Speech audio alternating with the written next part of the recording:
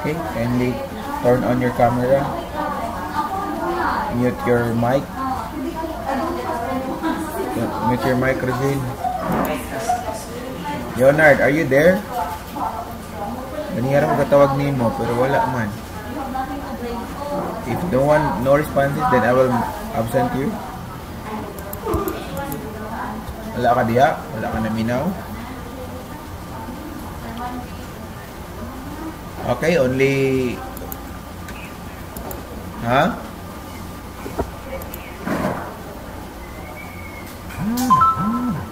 If wala yung mic in mga cellphone, then you can turn on your camera.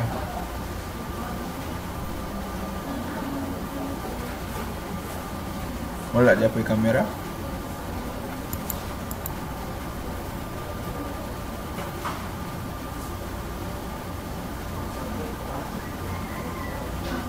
Dili ma-on ay mo ang camera mic, camera nyo na rin.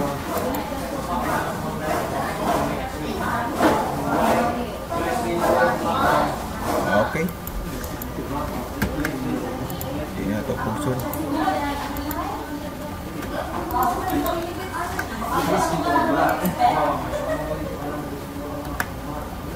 Okay, to start with,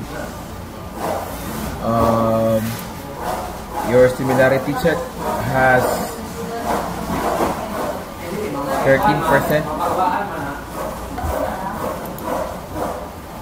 So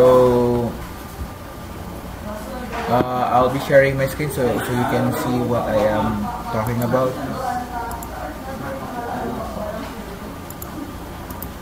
Please let me know if you can see anything in my screen. Kindly mute your mic, Jupet, for you not to disturb me. Okay. Bottom part, there is a microphone icon. Tap it. Tap it once. If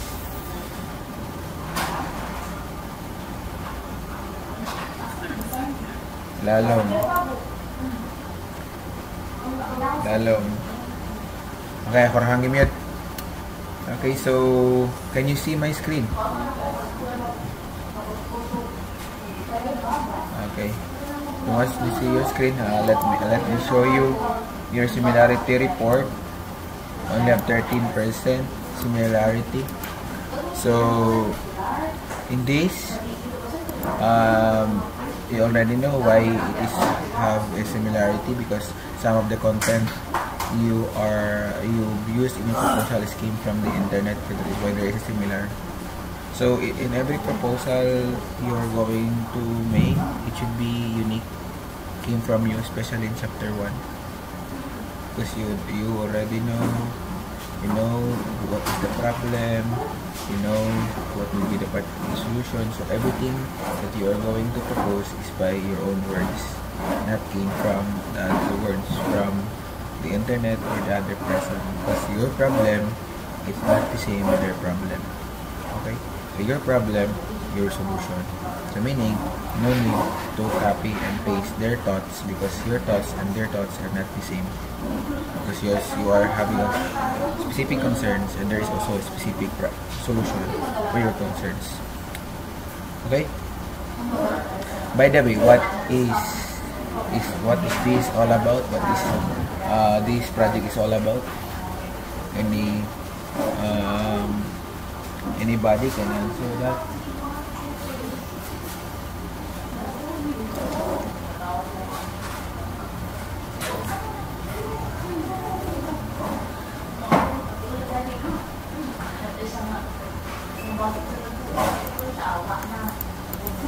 What is this all about? What is your proposal all about? Before I am reading it.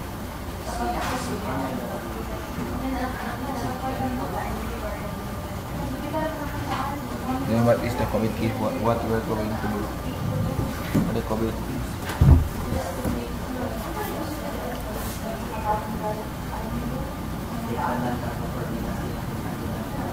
Sa man?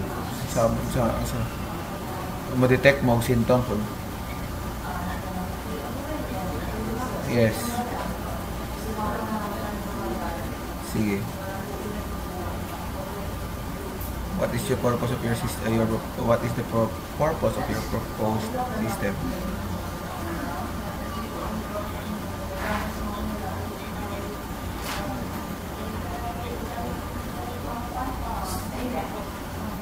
In what municipality? So Manhuyod. Okay. So did you already go to the Department of Health in Manhuyod?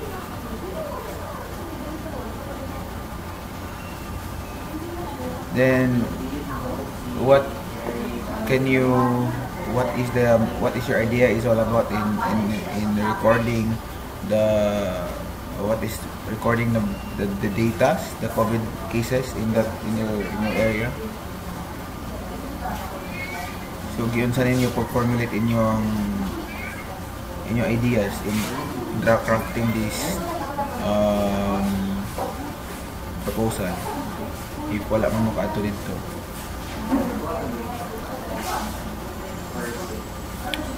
So this is just by on your own point of view as a citizen in Manhuyod, or si Okat taga-asa man eh. Si Rojin taga Manhuyod po, taga Olympia, Andalahaw, Manhuyod, Irmodo, Manhuyod. So three of you came from Manhuyod. Now this is just what for your proposal is just a point of view of a citizen of Manhuyod, not a staff came from the Department of Health in Manhuyod. So may I ask if is the DOH or the Department of Health in Manhuyod have already a system in recording the cases in the municipality, or they are manually writing it? What is the case as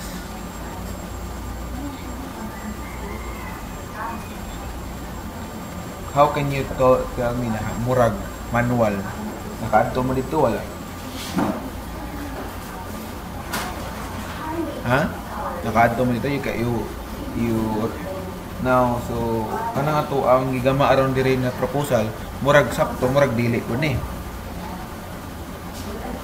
And all of the proposal must be realistic, must be real.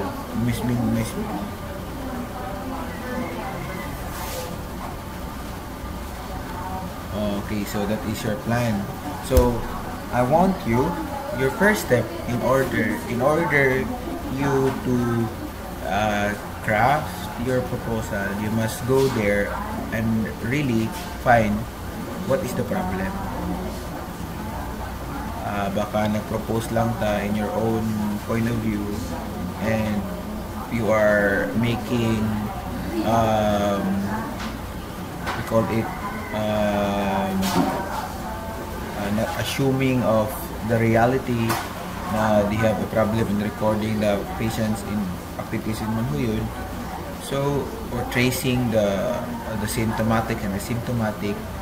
So probably wala ta ka kita in a realistic way kung may problema ba sila or wala. So only one way of solving that is you will go to the Department of Health. So I get your point because when I read your proposal, it is already I already understand that you are aiming for you are going to record all the cases, not all the cases, but also the symptomatic, asymptomatic, and all the people na ay possibility as a carrier of a coronavirus. It's a good proposal, but I want you to go there and place na lang to lantaw, observe if they really find a hard time in recording. So you go there, ask So kailan yung mga doktora or doktora ba or mga staff like nurses that assigned in that particular on the COVID. So na may kailan deres mo yun.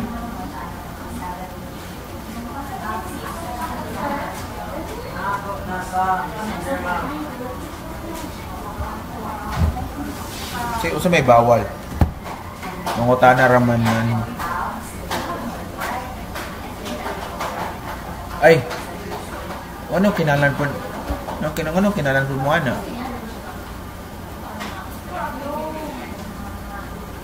Huh? Anong kinalan mo sa mga name of days? Names of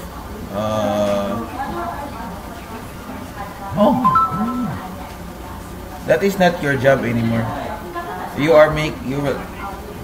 will make a system that really they will use for create for storing the people who has mga cases like COVID.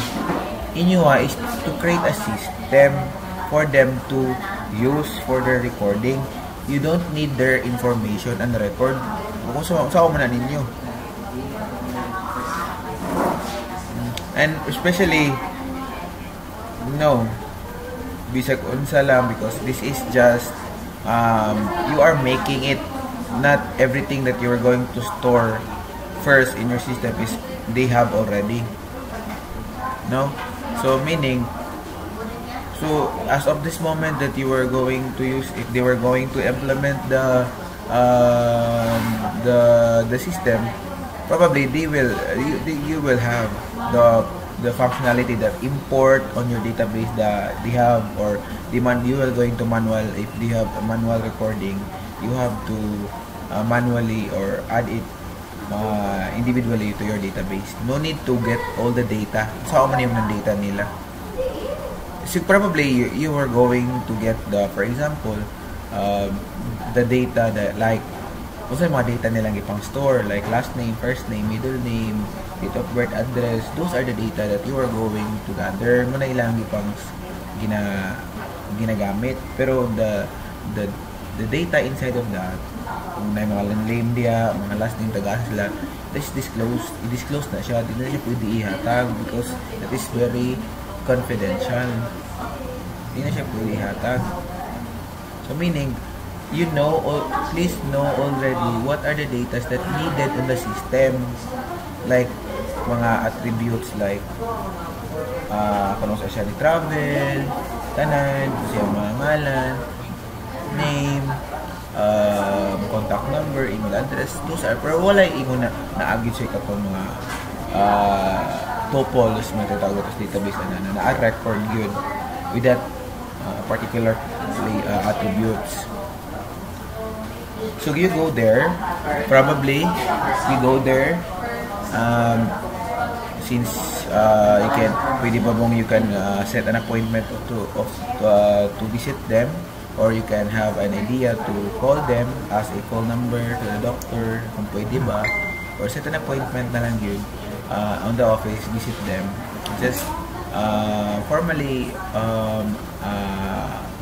talk to the nurse or the doctor that you are a graduate students in Norsu Bais, taking up information technology, and your final you are tasked to have a capstone project, and your proposal is all about recording of kung sa ba na inyong ipasabot niyo, recording of what? Recording of kung sa ba niyo i-record.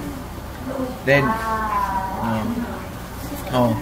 so makutanan mo dito kung is there a system they use already in storing and recording the cases, mga asymptomatic. So kung you will find it na nasa system, kung naaman gani sila system, then you will ask if that is effective and really solve the problem. Basig na apay kinala upgrade, basig na napay kulang. Parang inyuhang ma-develop another one. Pwede mo makaproceed na. Kung naaman gani, you have to look into what are really kulang for that current system. Pero if they will ask, they will answer that there is no need to upgrade, this is okay. So sad to say, you have to create another proposal. So kung pag nilang wala, then you have the proposal ga manual ra mig write into a logbook, then that's the time you propose mo na imong proposal, ma'am. Whatever your needed information will be stored in the computer, but all we need to do is to ask the data to be stored, like last name, first name, whatever data that you are needed to store that particular information of that patient or that suspect. Just give us to us so that we can we will be used for our making of or developing for the use of developing the system for you. So inana lang ninyo. That is the time na you go there and talk and to be realistic kung unsa gyud, because everything that you write here is not realistic, no? So all plano ra man plano lahi ra man ang plano o plano sabot mo ano plano o plano, okay. Ang plano naman kana plano wala pa yun na plano. So saan ito pa plano kung wala pa nato dito. So the project context, please na lang state their problems, kung sa ilang difficulties, in if nag-manual man sila in manual recording, please put there for the project context. No, if they have already the current system they use, if they have encountered problems of that system, also indicate this one. Pero wala kay problems ni mga state dia, meaning we don't need to propose the system, create another topic.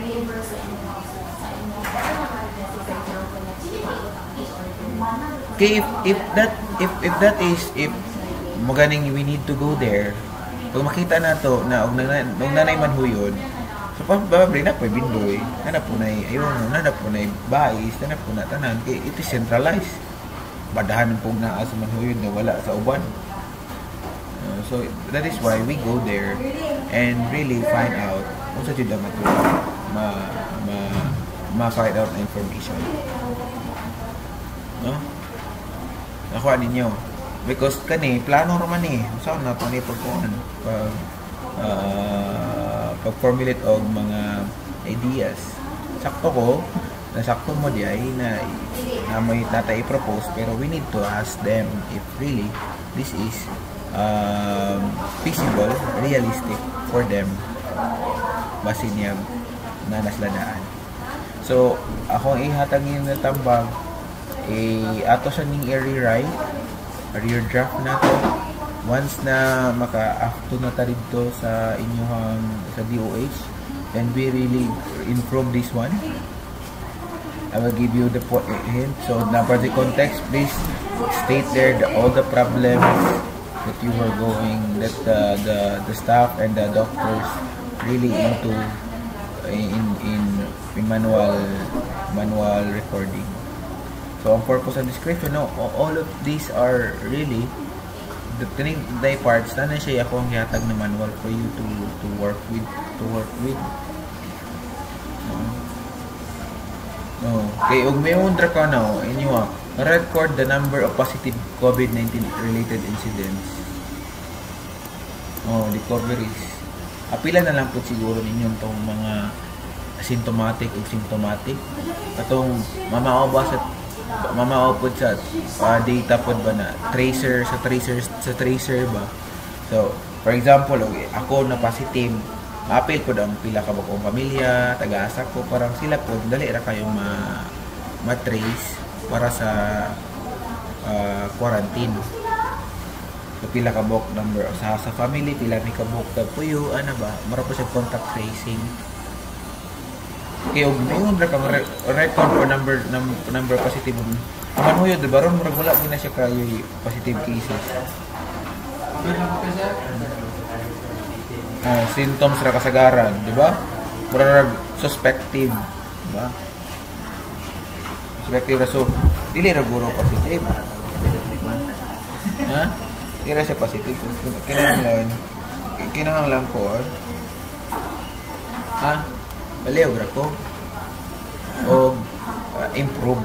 So, may improve man itanan. Guys, may improve ni tanan. Kung maanto mo dito, parang marabag makasabot na mo sa angay ng buhaton. Ika ni puro pa manipro na plano. Bago dito, maplano na gid ninyo. You get my point? Na pangutan na kamo sa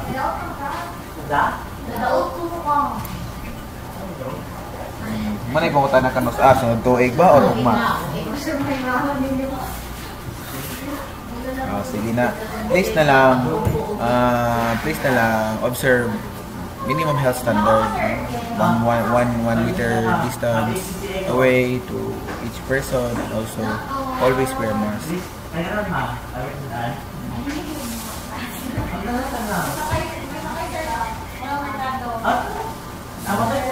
So ano lang dito Deon, please call me, coordinate with your with what i-record nyo tanan inyo bang i-video ba inyo ba i-record for you to have a documentation, pictures for me to see and ang adto mo, then rewrite your work and I will give you the deadline on December 31.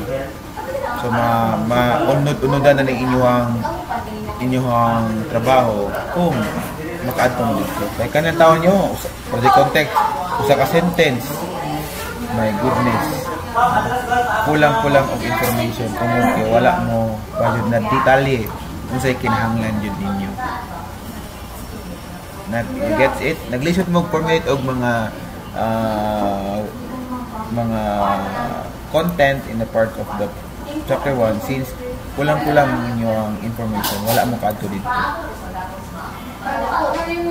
Okay? So, nasabtan na ako ninyo na kulang ni, it is because wala pa mo kaadto dito. So, your task is to go there. So, visit, pagmutang na rin.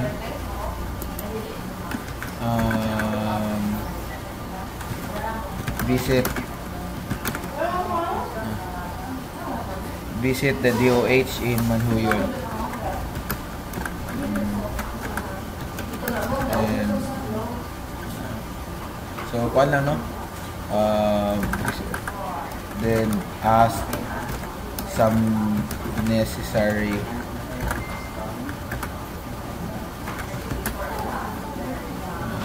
questions about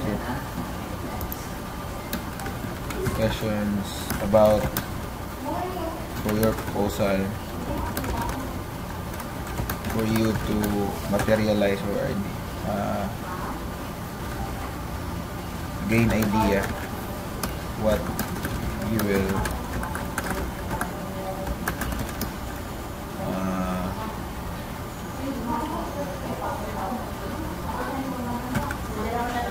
okay. So deadline will be the new gain. Okay kaning inyong proposal pero kulang lang unod. Unang butangan yung unod inyong proposal. So the rewrite or resubmission of your proposal will be December. Next deadline will be December 31, 2020. And we will meet for your group on January 2021. I don't know what is the date yet because I will also look back for the entire teams para malantaw na ako kung sa inyong yung progress. So any questions, clarifications? Wala lang, nasabtan na ninyo anong inatoto. So okay ra ning inyo ho. Sa text structure inyong title, the fronting context kinahanglan gid siya og improvement. improvement nato na purpose and description series. Kung wala connected muna, kung wala kay project context, wala po kay mabutang na project purpose and description. And objectives not clearly stated, kung sa inyong buhaton, di ba? Kaya wala mong kabulong sa inyong problema. Also the scope and limitation, di ba? Kanirang inyong excellent and inyong form. So any question, guys? No. Okay, so we will meet again, and please call me if you naka-add to mo to. Just know, you know already my number, so call me kung sa inyo yung progress in approaching to the nurse and or the doctor in assigned in DOH Manhoyod. Okay? Any question? Kung wala na, sige, sama. December 31. Deadline na siya. So, pwede yung umadali-dali pwede. 31. Any questions pa?